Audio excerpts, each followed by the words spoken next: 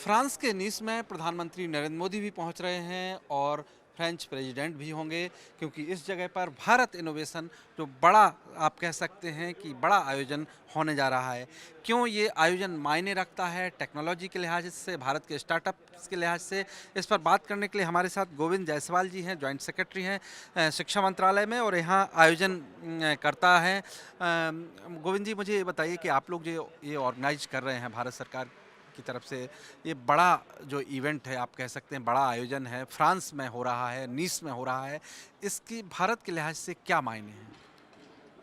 Bharat innovates एक विचार है कि हम अपने जो भारत के प्रीमियर एजुकेशन इंस्टीट्यूट हैं, जैसे आईआईटीज़ है, आईआईसी है, उनमें जो बच्चों को हम स्टार्टअप को इस्टेब्लिश करने में, उनको इंक्यूबेट करने में, उनको स्थापित करके उनकी टेक्नोलॉजी को ग्लोबल लेवल तक ले जाने में कॉन्सेप्ट है। क्लासरूम से कॉरपोरेट तक की जर्नी शिक्षा मंत्रालय आपको सपोर्ट कर रहा है। न ही आप प्रीमियर इंस्टीट्यूशन में स्टार्टअप को सपोर्ट किया जाता है, उसके अलावा उनको जो हम फंडिंग की भी सपोर्ट करते हैं, उनके अलावा मेंटरशिप दी जाती है। और जब वो स्टार्टअप इस्टेब्लिश भी हो जा रहे हैं, तब भी शिक्षा मंत्रालय, भारत सरकार उनको ग्लोबल लेवल तक, इन्वेस्टर तक पहुंचाने तो का ये विचार है। तो जो यहाँ कितने स्टार्टअप आ रहे हैं और अलग-अलग किस-किस फील्ड के स्टार्टअप होंगे, और क्या इसका महत्व है? यहाँ पर देश के विभिन्न 120 स्टार्टअप को चयनित करके लाया गया है, जो 13 विभिन्न इमर्जिंग सेक्टर से हैं, जैसे health care, agriculture, semiconductor, AI और विभिन्न क्षेत्रों के हैं। तो या 120 स्टार्टअप आपने चुने हैं देश भर से, तो यहाँ ही आयोजन नीस में हम कहें कोई कि आयोजन क्यों, इस क्या मायने रखता है ग्लोबल मंच के लिए?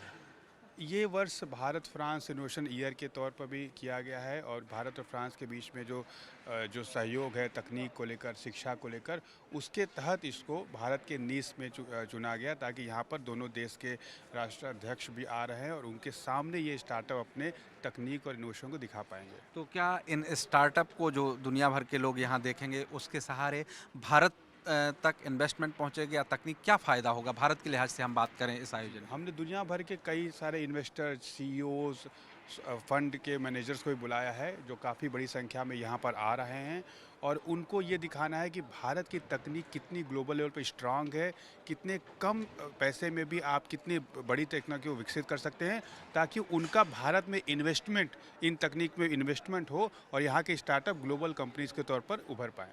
क्योंकि जैसा गोविंद जी, अभी हमने देखा कुछ दिनों पहले चर्चा रही कि कैसे एक भारतीय की तकनीकी ने अमेरिका ये जो ड्रोन बनाया और कैसे वहाँ पर अमेरिका रेस्क्यू कर सका। तो क्या उसी तरह आप कह सकते हैं कि जो हमारे इनोवेशंस हैं, जो स्टार्टअप हैं, ग्लोबल मंच पे लाने का वही उद्देश्य है? जी, बिल्कुल। आप जब इन विभिन्न स्टार्टअप को आप विज़िट करेंगे, तो आप देखेंगे इनकी तकनीक बहुत ही अच्छी है। दुनिया के कई सारी समस्याओं को समाधान देने में, और कम पैसे में। मतलब हम कहते हैं ना कि आपकी तकनीक एडॉप्ट तभी हो सकती है जब आप उसको समाज के सबसे कमज़ोर तबके के लिए भी यूज़फुल बना सकें। यही प्रयास है भारत इनोवेट्स का। तो जो ये चुने गए हैं स्टार्टअप, आप बता रहे थे कि किस तरह से देश भर में चुने गए हैं 120 स्टार्टअप, क्यों मायने रखते हैं? जी, ये एक जब हमने शुरुआत में एप्लीकेशन किए थे, तो कुछ हज़ार एप्लीकेशन आए थे। सबने कितने 3 हज़ार एप्लीकेशंस लगभग? लगभग 2,500 से ज़्यादा स्टार्टअप ने अप्लाई किया था। उनको विभिन्न स्टार्टअप्स को कई लेवल पर प्रक्रिया को टेस्ट किया गया था। प्रिंसिपल साइंटिफिक एडवाइज़र भारत सरकार के नेतृत्व में एक कमेटी बनी थी। कई आईआईटी के डायरेक्टर उस कमेटी के मेंबर थे, कई साइंटिस्ट उस कमेटी के मेंबर थे। तो 3 स्तरों की स्क्रूटनी के बाद ये सबसे बेहतर, और कई स्तरों के बाद ये 120 स्टार्टअप चुने गए हैं, जी। और जो यहाँ ग्लोबल मंच पर होंगे। ग्लोबल मंच पे होंगे। जैसे आपने एक बात कही कि कम लागत में और एक बेहतरीन इनोवेशन जो दुनिया में नाम करे, तो ये सारे स्टार्टअप उसी लिहाज से चुने गए हैं? हाँ, इनका ये था कि इनका मेन उद्देश्य था हमारे जो डीप टेक में हमारी टेक्नोलॉजी भी कितनी पहुंच हो चुकी है। केवल नॉर्मल तकनीक की बात नहीं है। तो ये एक सबसे बड़ा पैमाना था कि डीप टेक सेक्टर में किस स्टार्टअप ने कितना किया है। वो दिखाता है कि भारत के जो इंस्टीट्यूशन है, शिक्षा मंत्रालय के अंदर जो विभिन्न शैक्षिक संस्थान हैं, वो इन क्षेत्रों में भी काम कर सकते हैं और बेहतर से बेहतर स्टार्टअप को मेंटरशिप प्रदान करके उनको आगे बढ़ा सकते हैं। गोविंद जी, एक बात और बताइए कि इस जगह पर प्रधानमंत्री नरेंद्र मोदी भी होंगे, फ्रेंच प्रेसिडेंट भी होंगे, आपने कहा दुनिया भर के सीईओज और इन्वेस्टर्स भी होंगे, तो इस जगह से क्या मैसेजिंग जाएगी? आप लोग क्या मैसेजिंग दे रहे हैं दुनिया को? अब हम दुनिया को यही मैसेज देना चाहते हैं कि भारत के जो शिक्षा संस्थान हैं, ये दुनिया के अग्रणी में आ चुके हैं। आप दुनिया के विभिन्न ग्लोबल रैंकिंग में आप देख ही रहे हैं कि हमारे नंबर लगातार उसमें रैंकिंग में बढ़ते जा रहे हैं शिक्षा संस्थानों के।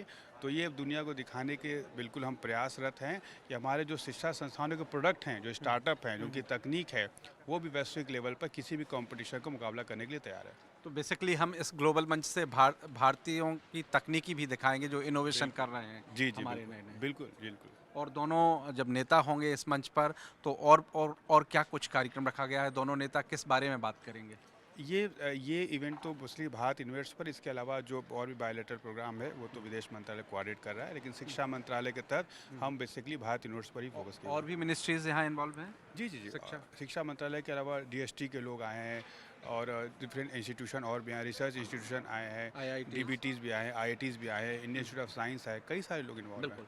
तो भारत के कई संस्थानों के इनोवेटर आप कहें कि लोग आए हैं इस जगह पर और पीछे दिख भी रहा है कि किस तरह से ग्लोबल मंच का आयोजन हो रहा है जैसा गोविंद जी बता रहे हैं।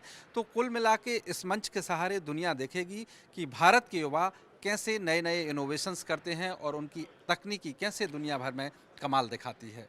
ब्रह्म प्रकाश दुबे, जी मीडिया न्यूज़, फ्रांस।